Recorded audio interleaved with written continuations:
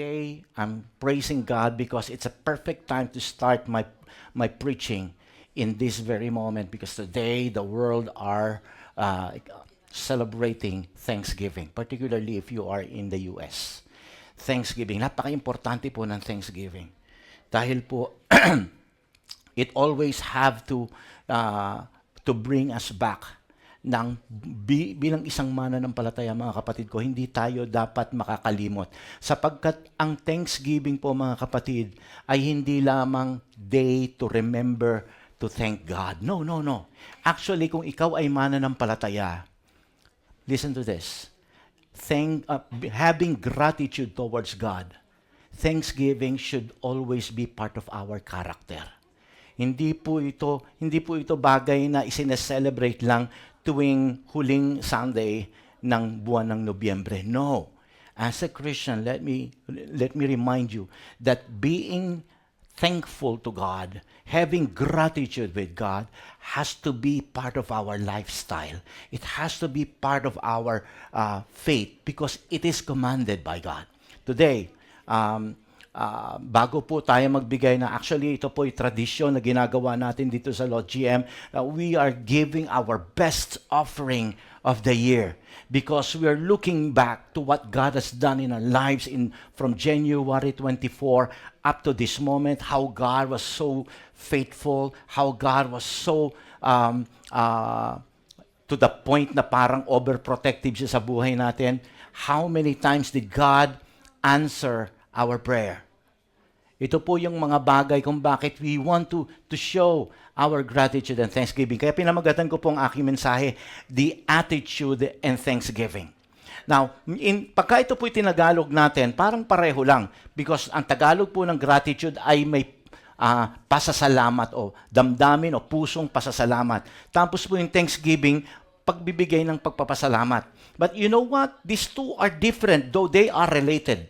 Gusto ko maintindihan natin dito na kapag ikaw ay nagsasalita ng gratitude, you're not actually, or kung meron kang gratitude, you're not actually giving thanksgiving yet.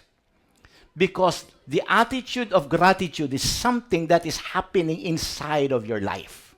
But when you release that, that's the thanksgiving. Okay? It's the action of gratitude is thanksgiving. So pag-uusapan po natin ngayon ito, mga kapatid ko, dahil gusto ko maunawaan natin ang magkaroon ng pusong mapagpasalamat ay hindi normal sa isang tao. Baka sabihin niyo, hindi, normal. No, no. Mga kapatid ko, ang pagiging mapagpasalamat, having an attitude of gratitude or an attitude of thanksgiving can never happen naturally in our lives. It doesn't come naturally. Kaya nga ang bata tinuturuan natin, pagka binigyan ka ng tsokolate, magpapasalamat ka, ha? Andyan po ba kayo, mga anak ng Diyos? Sapagkat kapag ang bata ay hindi mo tinuruang matutong magpasalamat, hindi na siya magpapasalamat sa anumang bagay na tatanggapin niya. Kaya importante po na bilang mga mananampalataya, ang pasasalamat ay itinuturo. Kung ikaw ay mananampalataya, hindi lamang ito itinuturo, kung hindi dapat ito'y ina-apply sa buhay natin, sapagkat ito po ay kautusan. It's a command coming from God. Are you here? Now, sabi po ng salita ng Diyos, Psalms 106 verse 1, look at this. Praise ye the Lord, O give thanks unto the Lord, for He is good, for His mercy endureth forever. Did you know that in the Bible, this word happens to be written again and again 5 times? 5 times. 5 beses. The same word, the same exact word ang sinasabi ng salita ng Diyos. Bakit kinakailangang ang mga salita na ito'y ulit-ulitin sa Biblia? Sapagkat ito po ay kautusan. I mean, this is not an option. When the Word of God says, praise ye the Lord, purihin mo ang Diyos. Bakit ka pupuri sa Diyos? Look at the next phrase. Oh, give thanks unto the Lord, for He is good. The reason why you will praise God, because you are being thankful of what He has done to you, of His character towards you. Andiyan po ba kayo, mga anak ng Diyos? Now, I want you to understand this, because if we are not going to thoroughly understand what having gratitude is all about, hindi tayo lahat ng gagawin natin para sa Panginoon baliwala. Everything that we do for Him should be grounded, founded in the word gratitude. Everything that you do, once you come to the church, it should be founded in gratitude. A while ago, we were praising God. Without the heart of gratitude, our action will only be formality and baseless. Kapag ka ikaw ay nagbigay ng offering, all of those things of action, without the heart of gratitude, everything that we do is baseless. Because the reason why we only want ourselves na magpagamit sa Panginoon, be a part of what God is doing in our lives, be a part of what God wants you to do in this life, is because of gratitude. Minsan na-overlook natin ang importansya ng gratitude. Ang gusto lang natin magamit, gusto natin maging pastor, mag-preach, gusto natin tumugtog, gusto natin umawit, gusto natin maging parte ng ministry. There's nothing wrong about it. But if that is not motivated by gratitude, everything will be baseless and everything will just be formality. Everything doesn't have any right foundation. That's a walang tamang motibo. Are you here? Gusto ko pa maunawaan po natin, the reason why you come here to this church is because most part of it is because, Lord, I'm filled with gratitude. Kaya pupunta sa church, magpupuri ako sapagkat I owe you everything in me.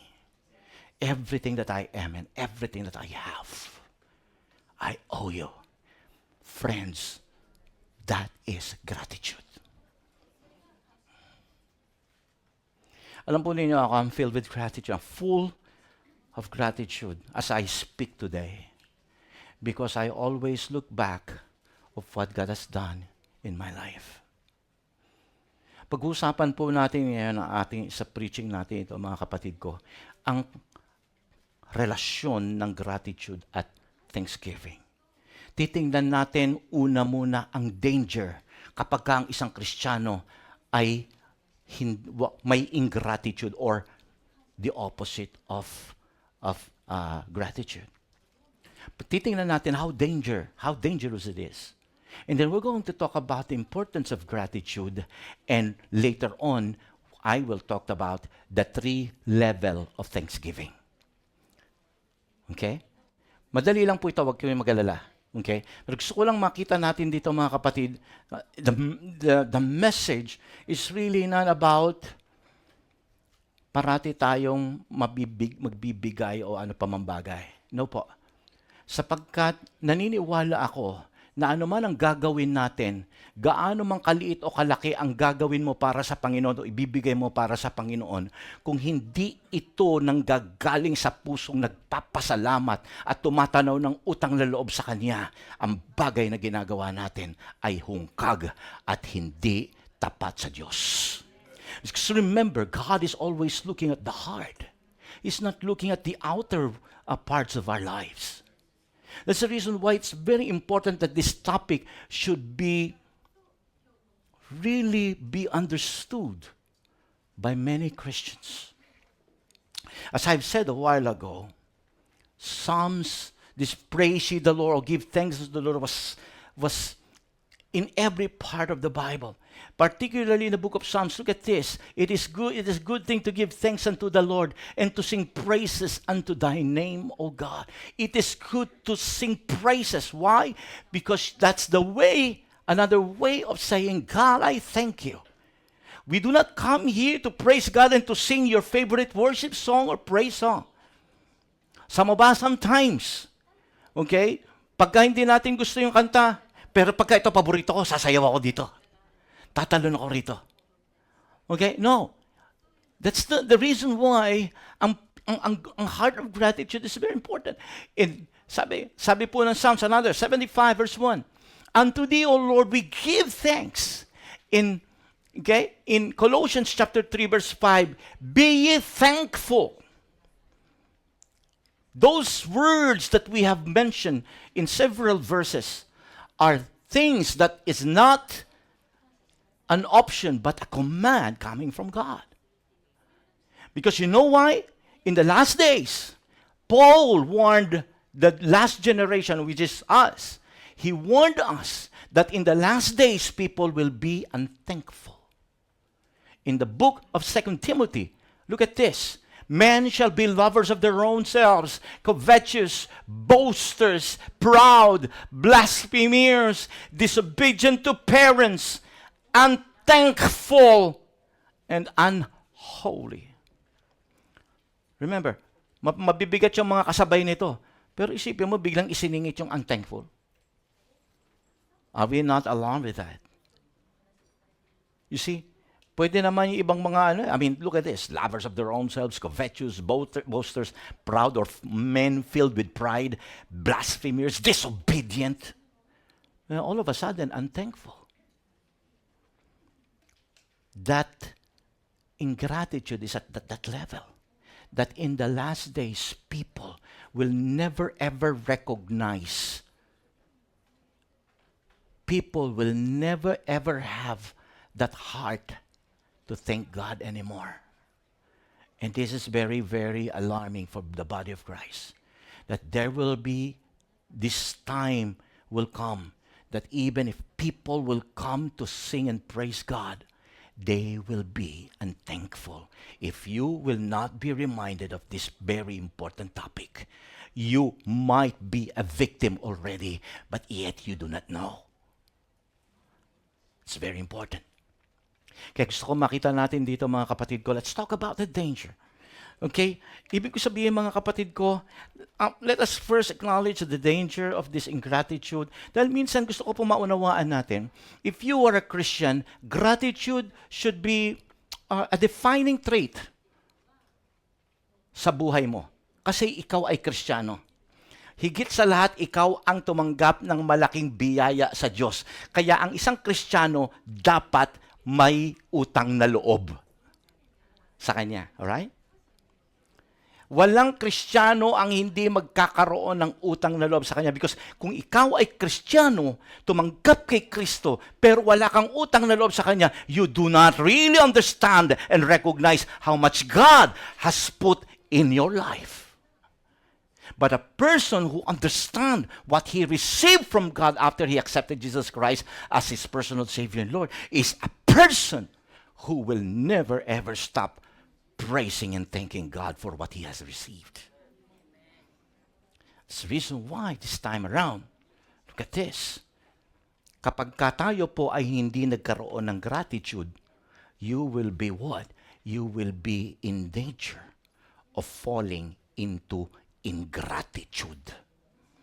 Wow. So hindi mo ibig sabihin, porke wala kang gratitude, hindi ibig sabihin nun hindi ka ingratitude. No. Automatic yan. Ang isang tao na walang gratitude sa Diyos, ingrata sa Diyos.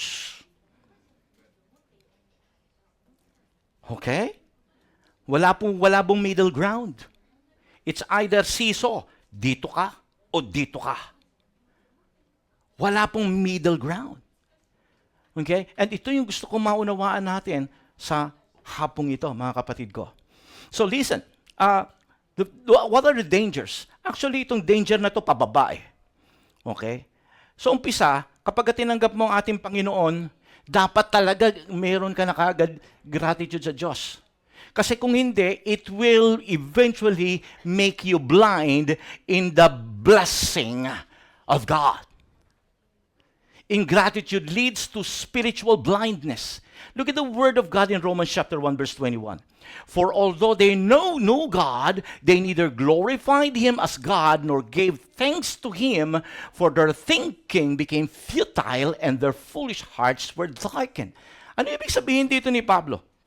This verse reveals that if a Christian fails to thank God, kung hindi ka magkakaroon ng pusong mapagpasalamat sa Diyos, it will begin to turn you away from God.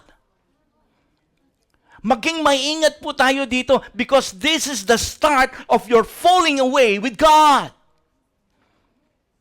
If a Christian who receive an eternal life from God, if a person who has been forgiven from everything that he has done against God, pinilinis ka niya, pinatawad ka niya, tinanggap ka niyang muli, niyakap ka niyang muli, at ikaw ay binigyan niya ng kaligtasan at binigyan ka niya ng pases para maging pamilya muli ng Panginoon at binigyan ka niya ng garantiya na kung ano man ang mangyayari sa buhay mo rito, ikaw ay kanyang sasagutin at kung ikay mamamatay, ikay pupunta sa langit. Without those things being realized and recognized by a Christian, kung hindi ka magkakaroon ng thankful heart, this will be the start of your falling away with God. That's why it's very important for every Christian to really keep the attitude of gratitude. Are you here? Listen, sabi po ni Pablo rito, they knew God. Kilala nila ang Diyos. Ibig sabihin, they have accepted Jesus Christ. They know God, not just by name. They have experienced God. But what they did is, they neither glorified Him as God, nor gave thanks to Him. Ano nangyari? Their thinking became futile, and their foolish hearts were darkened. Nakakatakot. Nakakatakot kapag nag-umpisa tayo nagkaroon ng walan tayo ng gratitude sa Panginoon. You're going to be eventually blind. It's like, ikaw ay binigyan na ng Diyos ng flashlight. Sapagkat alam niya dito sa buhay nating ito, tayo'y lumalakad sa dilim. But you refuse to open that flashlight. Ano nangyari sa'yo? Nadapa ka tuloy, tapos hindi mo alam kung anong nangyayari sa buhay mo, nagagalit ka sa sitwasyon, nagagalit ka sa mga dinadaanan mo, nagagalit ka sa mga taong nababangga mo, wherein ang sagot ng Panginoon ay nasa mga kamay mo na. Mayroon kang Diyos na pwedeng sumagot sa mga bagay na pinagdadaanan mo sa buhay. But you refuse to open that flashlight. The only way you can receive and understand the blessing of God is when you open that flashlight. But we refuse to recognize God. We refuse to thank God. So what happened? Ang nangyari, tingnan po ninyo, ang mind natin naging futile. Pinigay na nasa iyo na. Kinakailangan mo lang ay maging grateful sa Kanya because when you recognize God, when you give thanks to God, when you kept that gratitude in your heart, listen to me, that's the key in understanding God's blessing in your life. Palakpakan po natin ating Diyos. You see, ingratitude blinds us from the blessing that has already been given to you by God. You don't have to go through those difficulties in life. And yet, the reason why it happens is because hindi mo binubuksan ang sarili mo sa pamamagitan ng pagpapakita ng pasasalamat at pupupuri sa Kanya. You might say, pupuri naman ako, nagpapasalamat naman ako sa Panginoon. Then check again the condition of your heart. Does it really comes from a deep understanding that God, sobrang nagpapasalamat ako sa iyo, Panginoon. And I recognize you for this. Kulang pa itong Panginoon ang pagpupuri ko sa iyo. Kulang pa, higit pa dito ang nararapat sa iyo. That's the heart of gratitude. If a Christian is filled with gratitude, hindi ka mapapagod at hindi ka manghihinayang sa mga bagay na gagawin mo para sa kapurihan niya. Amen? Never. Hindi ka magbibilang, hindi ka maaapektuhan. Now, if you are going to be blinded, alam po ninyo mga kapatid ko, kagaya na sinasabi ko sa inyo, that's the start of your falling away with God. Why? Because as you continue to show that attitude of ingratitude with God, it will now begin to breed what? Complaining and then rebellion. Nakita niyo, ang isang Kristiyano hindi kagad magre-rebelde sa Diyos. Ang isang Kristiyano ay mag-uumpisa na hindi na siya magiging mapagpasalamat sa Diyos. Pero it doesn't mean na kontra siya sa Diyos. But if that person will keep that kind of character, eventually, you will find everything na hindi na maganda. Nandito na complain na rito, reklamo na doon. May mga you will begin to see those negative things. You begin to get annoyed and frustrated. Bakit ganitong ginagawa sa akin, Lord? Bakit ganyan? And then eventually, mga kapatid ko, you will rebel against God. You see, one example of what I'm saying is when at one day, mga kapatid ko, ito pong mga Israelita, when they were delivered by God from the captivity for several years sa Egypt, and now they have Moses with them.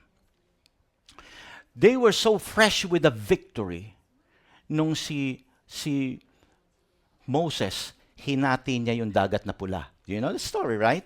You know that story. Alam po ba ninyo, mga kapatid ko, several days after that, nagreklamo na naman kagad sila. Reklamo agad. At pagkatapos nun, sa tuwid-tuwid nang nangangailangan sila, reklamo. Hindi nyo mga kapatid ko, dahil sa kareklamo nila, hindi nakarating sa lupang pangako si Moses. Alam nyo kung bakit? Nabusit sa kanila. Sa totoo lang, mga kapatid ko. Minsan, alam po ninyong mahirap maging leader. Hello? Mga leaders, are you here? Okay? Sapagkat ikaw din ay tao. Minsan nangangailangan ka rin ng encouragement, pero ano naririnig mo? Pulos reklamo, pulos negatibo, pulos puro mga bagay na complaints. Nakakalungkot. Alam po ninyo, napakagaling na leader ni Moses. Up until now, if you are going to Israel, ask them, who's the greatest leader of Israel? And they will answer you one name, Moses. The greatest of all leaders. Gusto kong maunawaan natin, and yet, if we are carefully going to scrutinize everything, alam po ninyo, kahit siya the greatest ever, pero siya po ay bumigay din. You see, ito po ay dahil sa kaisipan nitong mga kasama niyang mga tao. Okay? And kaya po, alam po ninyo, that was one time, okay, nagsalita si God sa kanila. And after that, look at the word of God. How long shall I bear, okay, with this evil congregation which murmur against me? Andiyan ba, mga anak ng Diyos? Despite of God's provision, despite of God's deliverance, despite of God's blessing every day, manna, quail, water from the rock, they grumbled. They murmur. I say, as Christian, stop complaining. That's the best start. Going back to our to gain that attitude of gratitude. Stop complaining. Pakisabi mo sa katabi mo, stop complaining. Yan. Bang akala niyo mga kapatid ko, listen to me. O tama na, baka naman mangliit na yung katabi mo. You know why? If we keep on complaining, listen to me. it will only make you more vulnerable to bitterness, to envy, and dissatisfaction or discontentment. Kapag ka parating nagrereklamo ka, huwag niyong sabihin ng ang complaining is harmless. No! Once na mag-complain ka, okay. Pero every now and then, complain ka ng complain. It's not, against God. Okay, wag, hindi po sa church o hindi pa man sa no? Kasi, alam po ninyo, once na maganda ang relasyon natin sa Panginoon at ikaw ay satisfied sa ginagawa ng Panginoon, you're gonna be satisfied in everything. Kaya maintindihan natin kung bakit ang tao ay hindi satisfied sa nangyayari sa buhay niya, because that is only a mirror of what is happening in her or in his Christian life. Now, listen to me. Kita po natin dito, sabi ko nga sa inyo, wag niyo isipin na ang ingratitude ay hindi harmless. No, it's really, dangerous. It's going to harm you later because it's going to breed and grow and make you become rebellious against God one day. So, gusto ko makita natin, delikado po yan. Delikado. And as it breeds, as it grows, it will destroy and diminish your faith towards God. Mawawala ito. At tandaan natin, dahil hindi mo na nakikita yung blessing ng Panginoon. Remember the first stage? Boom, pababa. Hindi mo na nakikita that what God is doing in your life, because everything that you see and feel are things that are not good, things that are bad for you, because of that attitude of ingratitude.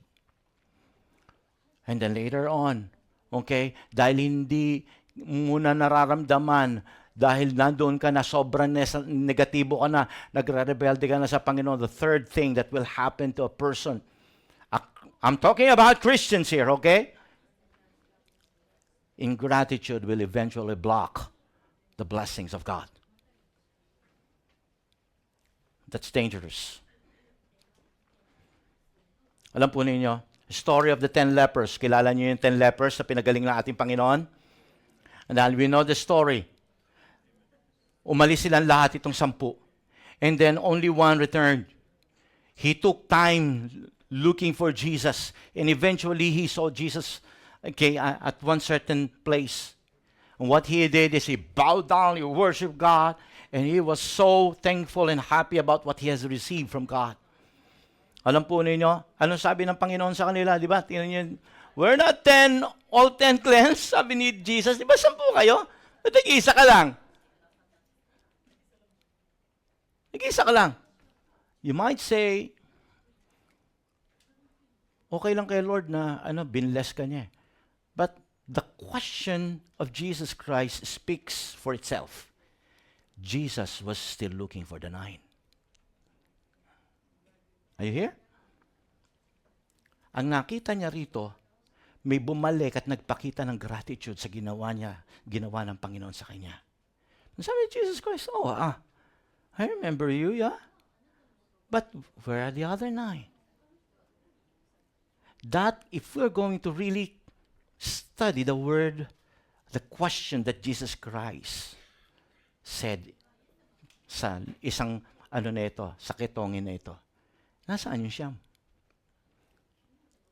It speaks to us that Jesus is expecting the thankfulness that He has done for the other 9, right? Kasi okay lang naman kung hindi nag-expect si Lord ng pusong papagpasalamat, He will not question the leper who returned and thank Him, right? Basta sasabihin na lang niya, okay, thank you ha. Pinakita mo yung pasasalamat mo. No. Jesus. Tandaan natin, hindi nag-aaksaya si Jesus ng salita. Every word na naisulat sa Biblia, may implikasyon at dapat itong unawain at uriin ng mga mananampalataya. Sapagkat dito nyo maintindihan ang totoong puso ng Diyos. That's why kapag ako nagpipreach, gusto kong talagang ito maunawaan ng bawat isa kung ano yung bawat sinasabi ng Panginoong Jesucristo. So that when you return and read the Bible, iyon pala talaga. So maintindihan po natin dito mga kapatid ko, through the words of our Lord Jesus Christ. Sumagot siya. Saan? And then later on, sabi ni Jesus Christ, you rise up. Sabi niya gano'n, and go. Your faith has made you heal. The man who returned to give thanks to God has received the full blessing of Jesus. You see, the other 9 actually ay hindi nila natanggap yung full blessing ng Panginoon. It's the only one, the only person who returned and showed his gratitude. It's the only person who was able to receive the full blessing of Jesus. You see, ito po yung importante kapag po tayo ay mayroong heart ng ingratitude. You're not going to receive any spiritual blessing at all.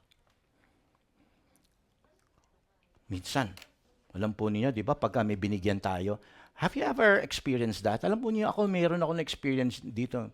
Many years ago when I was in the Philippines, bumalik po ako. Now, I was walking with a friend. Pastor po siya, pero patay na siya. Kaibigan ko siya, yung parating kong kasama pagka nasa Pilipinas ako. So nakita na, habang naglalakad kami doon sa Cubao, I saw two pulubi, dalawa. When I saw them, so naawa naman ako. So habang naglalakad kami doon sa may Cubao, kasi papunta po kami ng PCBS. Kasi kapag nasa Pilipinas ako, I usually go to the PCBS and buy some things na kailangan natin dito sa church. And alam po ninyo, ako masyado ako mahilig sa libro. So I will buy me a lot of books. Kasi mura sa Pilipinas. Maraming mga bargain na books doon na alam kong kailanganin ko para makapag-share ako, para mas lalong lumalim ako sa salita niyo. Ganun ako, masyado akong bookworm. So, anong nangyari doon? Bibili ako dyan at mga kailangan ng church. Nung nagkataon, nandun ako. So, ang ginawa ko po, binigyan ko po, okay, ng pera yung isa. Tapos yung nasa kabila naman, dahil overpass po yun, nandoon sila. Okay, patawid. So, sa kabila naman, binigyan ko rin isa. Yung isa, pagkaabot kong ganyan, hindi na tinignan, nakaupo siya dyan. Tapos yung isa naman, binigyan ko. Tapos ang binigyan ko, nakita niya yung perang binigay ko. Sumingi siya sa akin, maraming pong salamat. Salamat po. Sir, salamat po. Pababa na ako, sumisigaw pa siya ng pasasalamat. Alam po ninyo, sabi ko, iba yung puso ko sa kanya. Alam po niyo yung ginawa ko? Pagbalik po namin, pumunta po ako sa kumain po kami, nagmerienda po kami sa Jollibee. Pabalik po namin kasi naglalakad lang po kami. Pabalik po namin, sabi ko, bibili natin ng bibili ko lang yung natuwa ako doon sa isa eh. Alam po niyo, pagbalik ko, binigyan ko po siya ng set ng Jollibee. Tapos yung isa, hindi ko na binigyan. Hindi ko na binigyan. Alam niyo kung bakit? What motivates me to give him another blessing is because of the gratitude that person showed me. Sometimes, minsan kapag tayo, kahit, alam po ninyo, mahirap na siya, kahit, hindi mo pa pwedeng sabihin na yung mga mayayaman lang ang mayroong tinatawag na feeling of entitlement eh. Minsan kahit mga mahihirap, may feeling na entitlement sila eh. Mayaman kayo, may pera kayo, kami wala, dapat mo lang kami bigyan. Entitlement yan. Amen? May mga ganyan. Dapat mo lang akong bigyan, ikaw yung nasa Japan, ako nandito sa Pilipinas eh. Entitlement yan. Tama? Yung mga tao na ganyan ang feeling, masarap bang bigyan yan? Pero yung mga tao na kapag binigyan mo, naggagambaro pa, nagsisipag sila sa buhay nila, at kapag binigyan mo nila, naku, maraming salamat. Ang sarap bigyan uli. I'm just making that personal experience true simply because, alam po ninyo mga kapatid ko, I'm making my point. Kung tayo ganoon, di higit pa ang Diyos. Amen? That's why, gusto ko manunawaan natin dito mga kapatid ko. Okay? When you have the ingratitude attitude of ingratitude, it blocks you from God's blessing. Hallelujah. So, that's the danger. Now, let's talk about the importance of gratitude now. Now, having understood how important to avoid ingratitude, now what's gratitude talks about? What's the importance of gratitude as a Christian? Gusto kong intindihin natin dito mga kapatid ko, lilinawanagin ko muli sa inyo, na ang gratitude is something, it's an internal condition of your heart. Hello, am I making myself clear to you? It's your internal condition of the heart. Na kapag ang isang tao ay mayroong tamang gratitude towards God, it fuels you to make an outward action.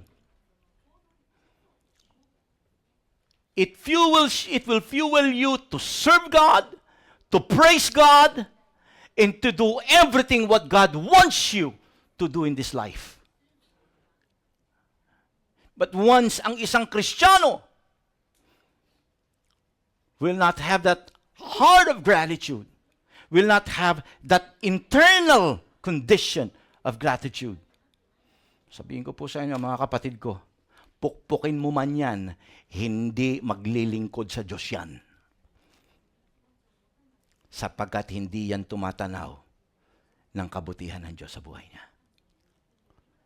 Para sa Kanya, entitled ako dyan. No. So gusto ko maintindihan natin, gratitude is the attitude of your heart while you're trying to recognize that God, you're good. God, you're faithful. And God, I thank you for the blessings that I'm receiving from you. That's why, gusto ko makita natin dito, na paalalahanan ng bawat isa, na habang ang isang Kristiyano ay lumalago sa kanyang pananampalataya, listen to me carefully. Once a person grows in his or her faith, your gratitude will also grow.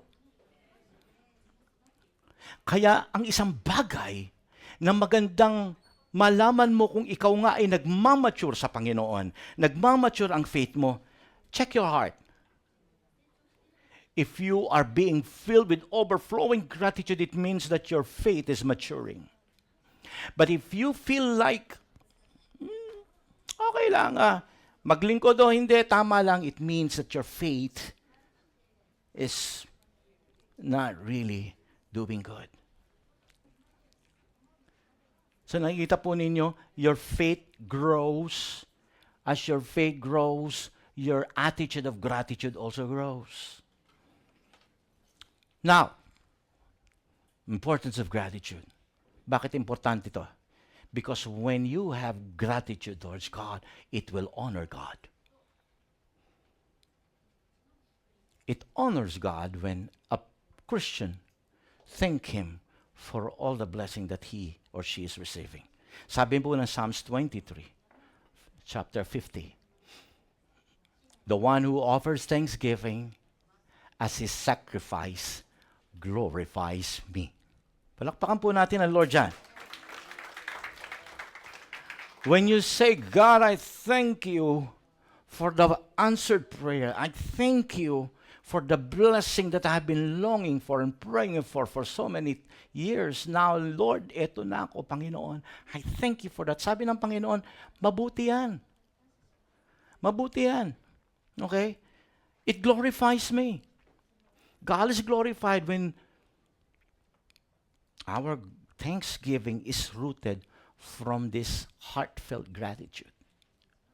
But, ang maganda to, nag-glorify na o-honor natin si God. But, ang problema rito kasi, you thank God because your focus is what you have received from Him. Nagpasalamat ka because you have received something from Him. This kind of thanksgiving, my friend, or this kind of gratitude ay nakafocus lamang sa bagay na tinanggap mo sa Kanya. It doesn't, kumbaga, although ito ay heartfelt, pero naka-rooted lang ito sa bagay na binigay ng Diyos sa iyo. For example, hindi mo ko papasalamatan hanggat hindi kita binibigyan ng something na gusto mo. Tama? Pero pagka nagpasalamat, ang Diyos, nagpasalamat ka sa Kanya dahil binigyan ka nun, okay din si Lord doon. Alam niyo naman ng Lord natin, masyadong KSP sa mga anak niya. Kasi bihirang-bihira nga talaga yung mga anak ng Diyos, talagang may talagang nanggagaling sa puso. Pero tandaan natin, pagka sinabi mo, thank you Lord, it has to really be filled with gratitude. Yung masaya ka, you're happy, and you're so, kumbaga sabihin mo na, Panginoon, pinaligaya mo ko dito, yun yung pakiramdam na yun. Okay? But there's another importance about gratitude.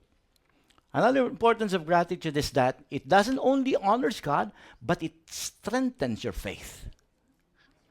Kapag ka ikaw ay mayroong pusong mapagpasalamat sa Panginoon, it strengthens your faith. You know why? Because gratitude reminds you, or always reminds us, that God has been faithful in the past. Okay? Kaya it strengthens your faith. One good example is David. When David was about to fight the giant Goliath, what motivates him to fight Goliath, the giant, the warrior? What motivates him? What makes him push to fight? What makes him so positive that this giant will be defeated by a young boy like him? Alam niyo kung ano? Because the young boy, David, was looking at the past. He was so filled with gratitude with God. Kung ako ay pinagtagumpay ng Diyos sa mga nakaraan at sa mga bagay na yon, magtatagumpay din ako dito. He was looking at the past. He was always reminded of the past. Ang problema sa maraming mga Kristiyano ngayon, kagaya ng mga Israelita na umalis doon sa Egypt, ang dali nating kinakalimutan ang mga bagay na ginagawa ng Diyos sa atin.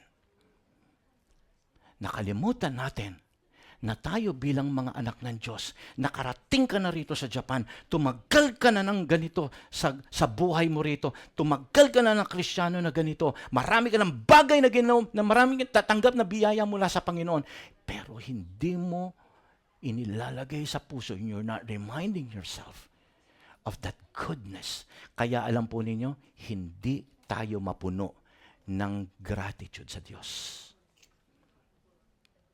David was different. He always kept reminding himself that God has been faithful to him ever since. And so, ito po natin mga kapatid ko, it was that gratitude that fueled him to fight Goliath. And eventually, God gave him the victory. Without the heart of gratitude, tandaan po ninyo, David will not gonna fight Goliath. Even Saul, the king of Israel, he was so forgetful of what God has done in his life. He never tried to fight Goliath. Why? Because he has forgotten. Madalas nga siyang nire-remind ni Yahweh sa pamamagitan ni Propeta Samuel. Nakalimutan mo bang ikaw dati ganito ka lang? Sometimes, minsan we have to go back. Saan ba tayo pinulot ng Diyos? Kaya nga sabi ng Lord, you do not choose me, but I choose you. Ibig sabihin, yung pagiging born again mo, hindi niya utang na loob sa iyo yun. Utang na loob mo yun sa Lord. See? Christians, listen to me. Kung ano man tayo ngayon dito, hindi ikaw ito. Ang Diyos ang naglagay sa iyo dito. At marami pang bagay ang pwedeng pagdalhan sa iyo ng Panginoon. You just have to keep the attitude of gratitude. Because the person who have the attitude of gratitude will be humble forever before God. Palakpakan po natin ating Diyos dyan. Why? Because your attitude is this, Lord, without you, who am I? Without you, Lord, saan kaya ako pupulutin ngayon? Ano kayang uri ng pamumuhay meron ako kung wala ka sa akin, Panginoon ko? Amen? A person with a heart of gratitude will always be faithful. You will always recognize that, God, I owe everything to you. The art of importance of gratitude is when you have gratitude, it guards you from every sin that will lingers in your life. Okay? It will guard you. Ano man ang nangyayari sa buhay mo. Kinakailangan lang natin maintindihan, mga kapatid ko, ang bagay. Kagaya nga nasabi ko sa inyo kanina, when you have the attitude of ingratitude, it will make you blind. It will make you blind to everything that God is doing in your life. Pero kapag ka ikaw ay may gratitude, you will begin to realize that God, ganito pa lang ginagawa mo. Kinakailangan, kasi pagka when you have that ingratitude attitude, ano nangyayari sa'yo? Blind ka sa ginagawa ng Diyos, kaya ikaw ay nalalaglag, nagkakasala, at hindi mo alam bakit nangyayari ang bagay nito sa buhay mo. But once a person is filled with gratitude, it will guard your heart. And you know, God, hindi mo ito kagustuhan, masasaktan kita rito. Sa simpleng bagay na ito, Panginoon.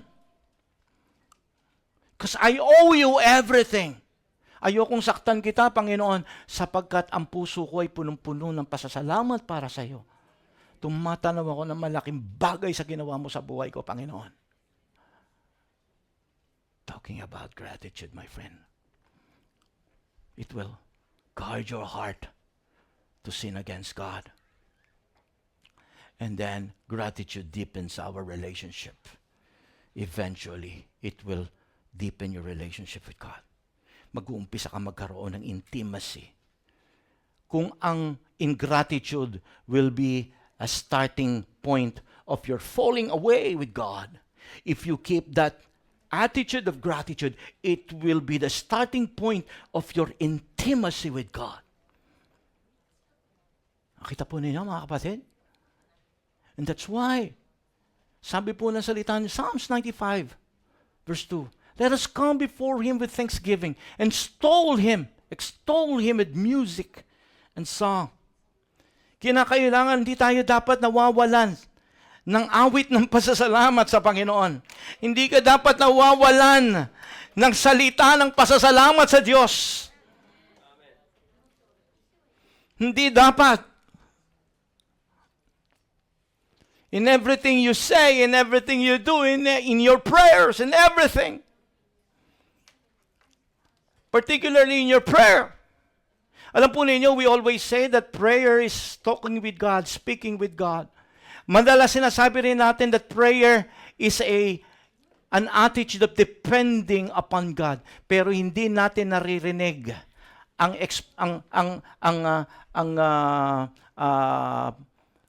katuruan that prayer is a way of showing gratitude towards God.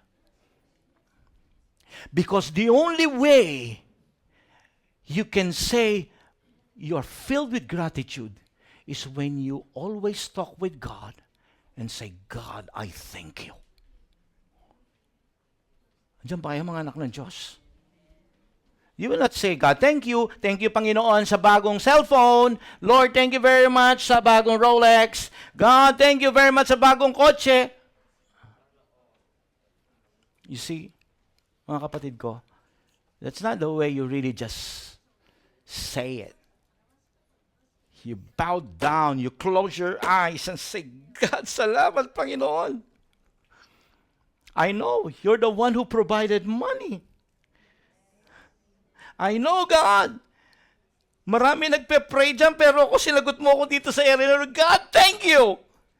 Sapagkat kapag ka nagsabi ka lang ng thank you, Lord, ganito, ganyan, feeling of entitlement yan. Because it's not really coming from the heart. When you close your eyes at kakain ka na, Lord, thank you sa pagkain nito. Amen.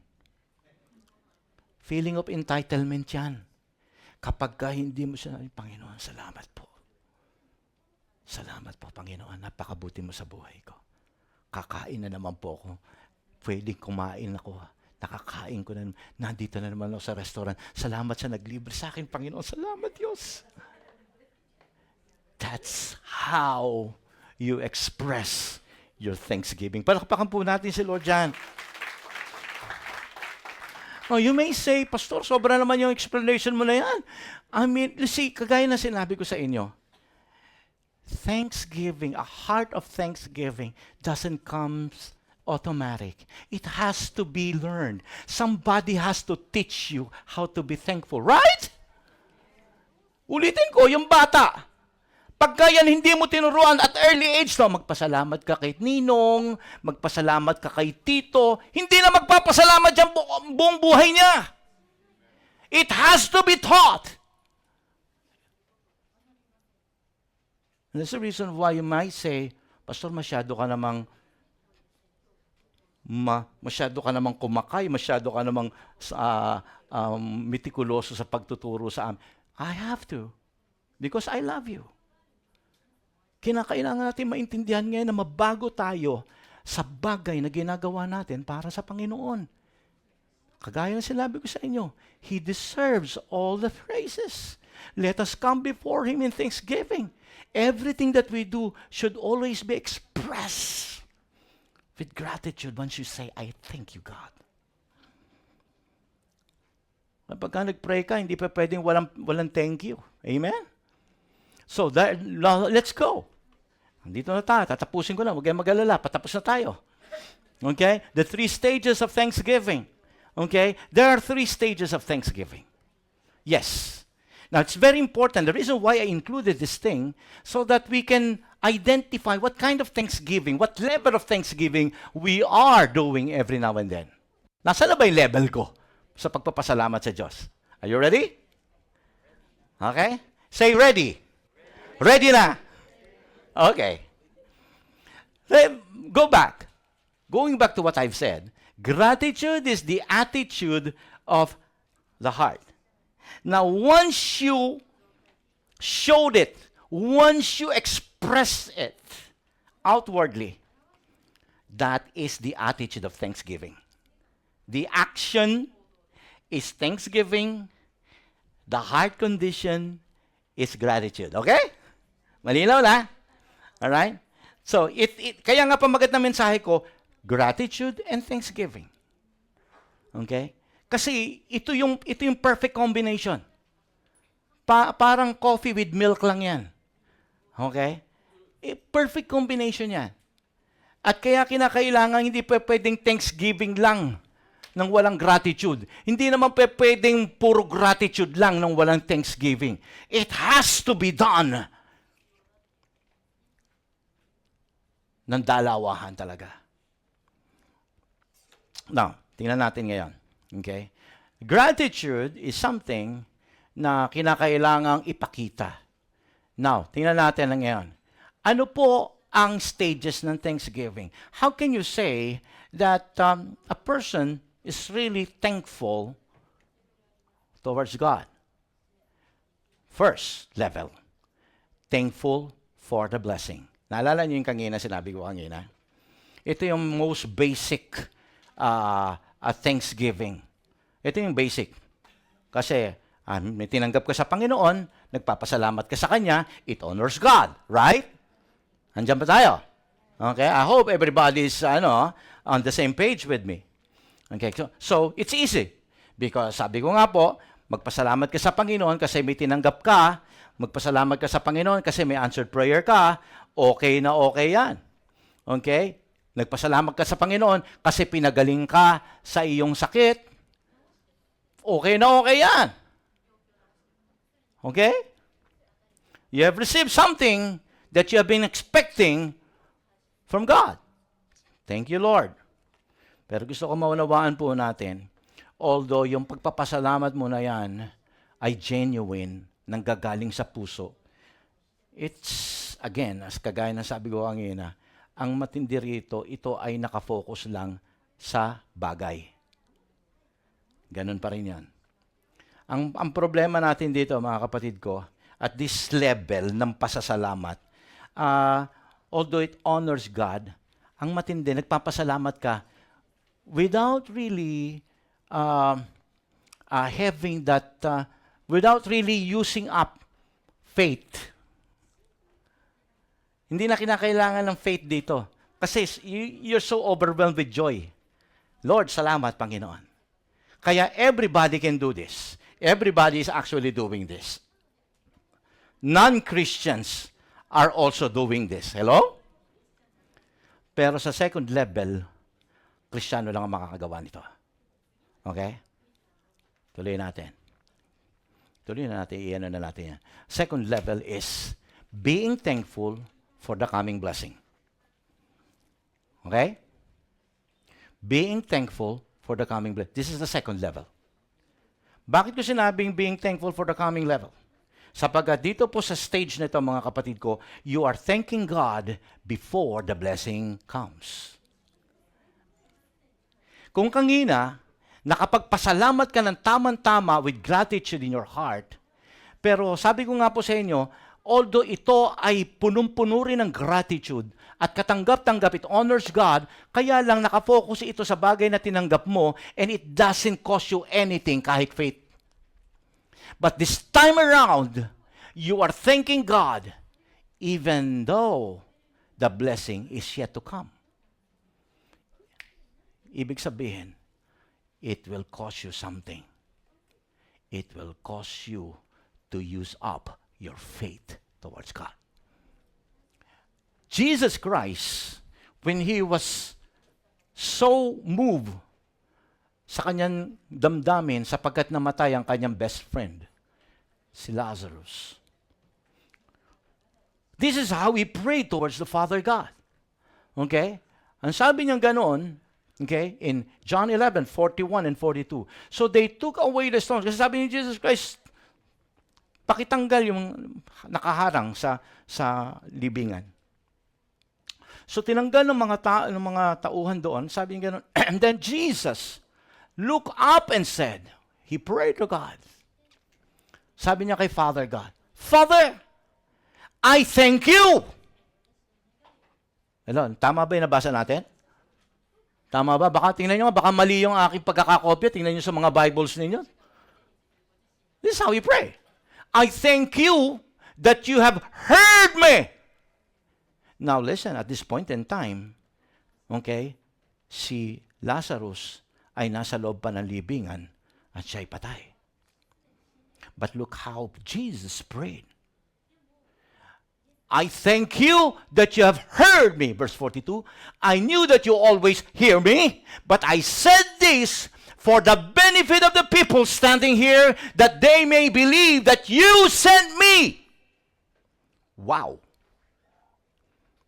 The reason why Jesus Christ was saying this prayer is not only because of the people standing and hearing His prayer, but it has to be written in the Word of God so that we, the readers of the Bible, will also understand that once you have this level of thanksgiving, yung level ng thanksgiving na ito, mga kapatid ko, ay hindi na nakasalig dahil may blessing sa kamay mo. Magpapasalamat ka na sa Kanya. sapagkat yung blessing na hinihingi mo ay paparating kahit wala pa sa kamay mo. That's the reason why sa first level, normal, kahit unbelievers makakagawa nun. Pero dito sa pangalawang level, only Christians who have the right faith towards God, based on a biblical principle, holding on to the promises of God that everything that Jesus Christ said is yes and amen. God, dahil sinabi mo, I believe and I claim it. And I thank you for that. I don't know, iba sa inyo, kung paano kayo manalangin, kung paano kayo magpasalamat. I don't know.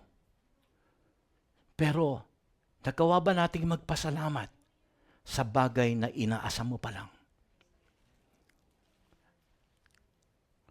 O puro hanggat wala pa, Panginoon i-withhold ko muna yung thank you ha. Sige, basta ibigay mo na sa akin yan ako. Talagang magte-thank you ako, sasabihin at magpapatotoo ako sa iyo talaga, Lord. Pero in the meantime, Lord, teka muna ha, wag muna, Lord.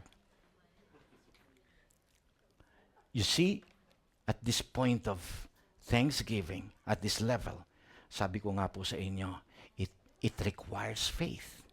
It requires your faith to be moved, and it also requires spiritual maturity, because you really have to understand the promises of God. Without the promises of God, you will never ever move your faith. You will never ever thank God for that. Amen? Kaya ka nagpapasalamat sapagkat alam mo ang salita ng Diyos. May basihan ka. Kaya tingnan mo si Jesus Christ, bakit siya nagpapasalamat? Because I knew you. The only way you will know God, is when you study the Word of God. So makita po natin yung prinsipyo yung ginawa ng Diyos. Alam niyo po, hindi lang sa panahon ng ating Panginoon Jesucristo. At one time, King Jehoshaphat went through these difficult times of his life. The whole kingdom of Judah were surrounded by 3 big kingdoms that are about to destroy the kingdom of Judah. And he heard about it. The kingdom of Ammonites, the kingdom of Moab, and the kingdom of Mount Seir. Itong tatlong ito magtutulong-tulong. They connive with each other just to destroy the kingdom of Judah. And when King Jehoshaphat heard this, he started to pray to God. He started to recognize his weaknesses. And this is how he prayed. Sabi niya gano'n sa verse 12, "Oh God, will you not judge them? For we have no power to face this vast army, being thankful for the coming blessing." Look at this. This is what he said. He is already thanking God for the coming blessing. Now, this is very important. Sapagkat they were outnumbered. 3 strong armies, 3 strong kingdoms are coming against them. And they were like sitting duck. They were surrounded. And look at the prayer. God, wala akong magagawa rito, but I thank you for the victory. How did he show that he is so thankful? Alam po niyo yung ginawa niya? Sumunod na verse, 21 and 22. When he had taken counsel with the people, he appointed those who were to sing to the Lord and praise him in the holy attire. And they went before the army and say, "Give thanks to the Lord!" Hindi ba tayo nakakita rito ng puro thanks na lang? Puro thanks? Friends, this is war. They need victory. And here we see that they are in the brink of defeat. And these people were singing, "Thank you, Lord, thank you, Lord, thank you, Lord." Talking about the power of thanksgiving. Ano po ang nangyari? Did they fought the enemy? Tingnan natin yung sumunod na verse. Verse 22. And when they began to sing and praise, the Lord set an ambush against the men of Ammon, Moab, and Mount Seir, who had come against Judah, so that they were routed. They were totally defeated. Sinong gumawa ng kapangyarihan ng tagumpay? Sila ba? Hindi. It was God. The Lord set an ambush. You see, because God kept them with His promises. Jehoshaphat and the whole kingdom of Judah hold on to that promise. God, alam namin, ibibigay mo sa amin ang tagumpay. Kaya nagpapasalamat na ako sa iyo, Panginoon. Palakpakan mo natin, Diyos. Christians, listen to me. Okay? Ang Diyos natin ay mabuti. Okay? All Christians at this level of thankfulness are looking forward for the victory before they achieve that victory. I don't know about you, but I would rather hold on to the promises. Kaya alam po ninyo, try to open your Bible, try to claim some promises. Sapagkat ang Diyos po natin. Pero sasabihin natin, bakit namatay pa rin siya? Huwag kang mag-alala. Sapagkat even beyond death, we still have that faith that God will going to get the soul of that person. May kaligtasan pa rin nangyayari. May biyaya pa rin tinatanggap ang sinumang mga Kristiyanong nanghahawakan sa Kanya. Kaya alam po niya, as Christian believers are to live in hope with God. Kaya nga po sabi ni David, why so downcast, O my soul? Put your hope in God. We never have to, we cannot afford to be downcast, to be downcasted, to be in sorrow. Fill your heart with gratitude. Thank God. Sapagkat ang dyablo magaling yan, i-focus ka sa pangit na pangyayari sa buhay para makalimutan mo ang magandang bagay na ginagawa ng Diyos sa iyo. And then the third, handa na kayo dito sa third? The third one, okay, is being thankful in the midst of suffering. Kanina, being thankful before the blessing comes. But this third level of thanksgiving is being thankful in the midst of suffering. All of us are suffering one way or another. But listen to me, okay? Have we ever experienced thanking God because you are suffering? This is the highest level of thanksgiving. Okay? The kind of gratitude that doesn't depend on circumstances. It doesn't depend on whatever situation you are into. It depends on the character of God. God, kahit ano mangyari, kahit ganito ang nangyayari, I know that you are still in control because you are still God sitting on the throne. You are still God who is faithful. You are still God who is powerful. You are still God who is in control of everything. Amen? I don't care if I'm suffering. I don't care if people are looking down on me. I don't care if I'm here in the hospital. I don't care even these people are saying bad things against me. I don't care. Because one thing I know, God, you are still worthy to be praised. And I thank you for everything that's been going on in my life. Thanking God. Minsan, nakasalalay yung pasasalamat natin kapag ang tao okay sa paligid natin. Pero pagka ang sitwasyon hindi maganda, hindi tayo makapagpasalamat. Daniel, at this point in time, this is a perfect example. When King Nebuchadnezzar declared it, na lahat ng mga tao ay kinakailangan magbow, mag-worship sa ganitong oras doon sa kaniyang tinayong idol.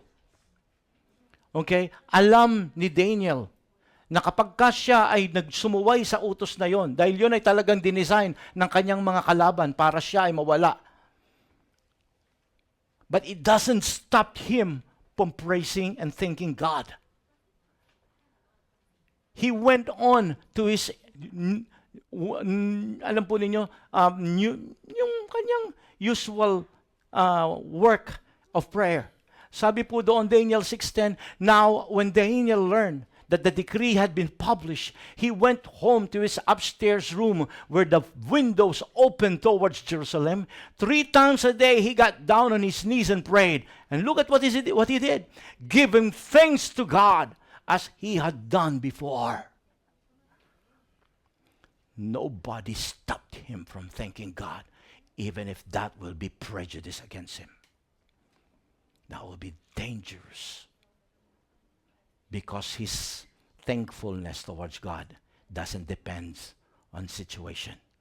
It depends on the character of God. God, I will praise you whatever it takes. Because, Lord, it doesn't depends on where and who I am.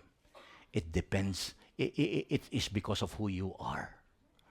A while ago, as we are worshiping, because of who you are, I give you glory. You know why? I was in tears when I was singing that song a while ago. Because, alam po niyo mga kapatid ko, He deserves the glory. Kahit na ikaw ay umiiyak at nasasaktan. Alisin natin yung punto na kapag ka may problema ka, wala ka sa church. Kapag ka maganda lang ang nangyayari, nagpapasalamat ka at nagpupuri sa Kanya. Alisin mo yung mga ganyang mga bagay na yan sapagkat hindi nakakatuwa sa harapan ng Panginoon. God is always glorified when He sees you crying, defeated, suffering, and still thanking Him. Because that is the highest level of thanksgiving. Tayo pong lahat ay tumayo. Palakpakan po natin ang ating Panginoon. So Christians, I'm thanking you for listening to this very important message. Gusto kong maunawaan natin bilang mga anak ng Diyos that in the Bible, minsan, binabaliwala natin ang kahalagahan ng gratitude sa isang Kristiyano. No. All of us should be motivated by gratitude and thanksgiving. All of us. Sapagkat sabi ko nga kanina, kapag gumawa ka ng bagay para sa Panginoon nang hindi iyan ang pinanggagalingan, maaaring ikaw ay napilitan lamang o maaaring ito'y ginagawa mo dahil formalidad lamang. No, wag. Sapagkat ang mga ganyang bagay na paglilingkod, pagka pinadaan niya ng Diyos sa apoy, lahat yan ay masusunog. E sa oras na ito, let us all lift our hands before God. Now, from now on, I want you to make that pledge. I want you to ask God, Lord, create in me a thankful heart. Create in me, God, a heart of gratitude. Lord, keep me reminded of your goodness, from the smallest to the biggest. Give me that memory, O God, focusing on what you have done, good things in my life. Lord, balik mo ako, Panginoon, dun sa panahon na ako'y nag-iisa. Nananalangin, Panginoon, sana paginhawahin mo ang buhay ko. Na huwag ko makalimutan yung mga bagay na yon, maaaring ay iba sa amin. Ako pa rin, Panginoon, maaaring ako'y narating ko yung bagay na yon, pero ngayon ang nasa puso ko ay yung feeling of entitlement. Ginawa ko, nagpakahirap ako rito, nagsakripisyo ako, kaya ako nandito eh. Nakalimutan namin, Panginoon, yung panahong walang-wala ako at ako ay umaasa lang sa iyo. Lord, we destroy the heart of entitlement out of our hearts in the name of Jesus. Lord, bring us back. Lord, help us, oh God, to realize that whatever we have, anything we have, whatever we are right now, whoever we are, God, it is all because of you. And help us to look forward that one day we will be in God's kingdom. Lord, ibalik mo kami sa nakaraan at turuan mo rin kami makatingin sa malayo so that we will be filled with gratitude, so that we can understand that apart from you, we are nothing and we can do nothing. God, as we are lifting our hands, these people, oh God, is expressing their gratitude. Lord, as we lift our hands, we're saying, God, I thank you. You're giving us a wonderful life. We have been filled with so many answered prayers, pero hindi namin masyadong binibigyan ng pagpapahalaga. Patawad po, Panginoon. Patawad po, aming Diyos. Kung meron man po kayo nakikitang kahit na small iota of pride, take it out in the name of Jesus and fill us with a heart of humility, knowing all comes from you. In everything that we do, let it glorify you. God, maraming pong salamat. Muli, sa iyo namin iniiwan ng papuri at kapasalamatan sa pangalan ni Jesus. Amen. Palakpakan po natin ating Panginoon.